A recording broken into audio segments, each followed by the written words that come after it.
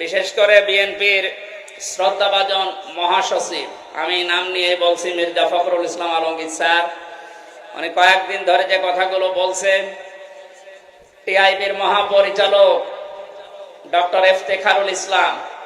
ইফতেখারুজ্জামান, এই লোকটা সহ যে কথাগুলো এই কয়েকদিনে বলছেন, আপনারা আশা করছি আপনাদের ভাষা পাল্টাবেন।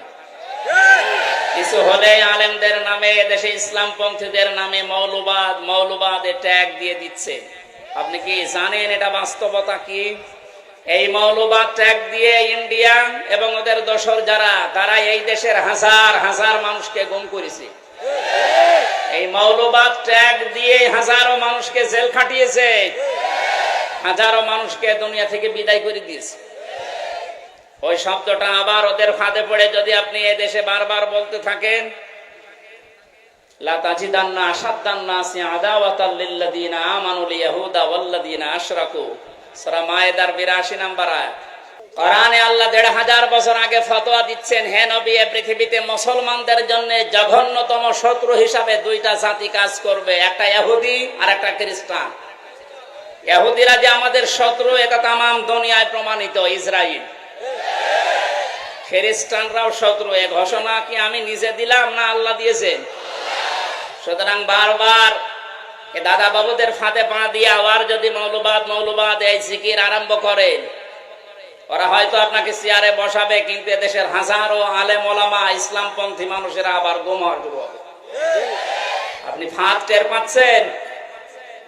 সুতরাং এই শব্দ যেন আপনাদের মুখে আর কোনোদিন না শুনি। যদি এগুলো শুনি তাহলে কিন্তু জালেমদের মতো এদেশে আপনাদের এই জনগণ বিদায় করে দিবে। কাকে মৌলবাদ বলেন? মৌলবাদ না হলে এদেশে আপনার মা বাবার বিয়ে হতো? আপনি তো জারজ হয়ে আসতেন। কোথায় হাত দিয়েছেন? আশা করছি এই শব্দ যেন এদেশে আর কেউ না বলে। এই ধোয়া তুলে কিন্তু এই 15.5 বছর ওরা এই থালা বাজিয়ে ওরা আমাদের উপর অত্যাচার চালিয়েছে।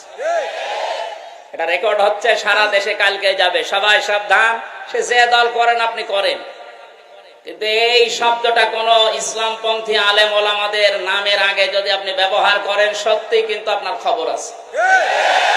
কালকে 151 জন আলেম এদেশে, প্রথিতযশা আলেম যারা, সাইয়্যিদ কামাল উদ্দিন জাফরি সহ, আমার নামও আছে, 151 জন আলেম বিবৃতি দিয়েছে। পত্রিকা আপনারা দেখতে পাচ্ছেন। এই টিআইবির যিনি মহাপরিচালক এখন দায়িত্বে আছেন, এই লোকটাও জালেমদের দোষর ছিল, নয়তো এ কথা বললো কি করে? পাঠ্যপুস্তকে যে সমস্ত উল্টাপাল্টা জিনিসগুলো আপনারা ঢোকাতে চাচ্ছেন, এগুলো পরিবর্তনের জন্য যে কমিটি গঠন হয়েছে, এদের বিরুদ্ধে আলেমরা কথা বলেছিল। আপনি সমকামিতা ঢুকিয়ে দেবেন, যেটা আল্লাহর নিষিদ্ধ কাজ, আর 96% মুসলমানের দেশে আমরা শুধু খাবার খাবো আর মেনে নেব, এরকম পাগল এখন আমরা হইনি। সুতরাং আমি আবার সাবধান বাণী উচ্চারণ করছি, দেশের 18 কোটি মুসলমানের পক্ষ থেকে, মৌলবাদ এই শব্দটা যেন এদেশে উচ্চারিত না হয়। আমরা সবাই মৌলবাদী, কারণ মৌল শব্দ না থাকলে আমরাই থাকি না।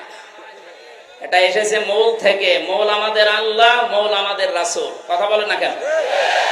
আল্লাহ রাসূল না থাকলে এদেশ থাকবে?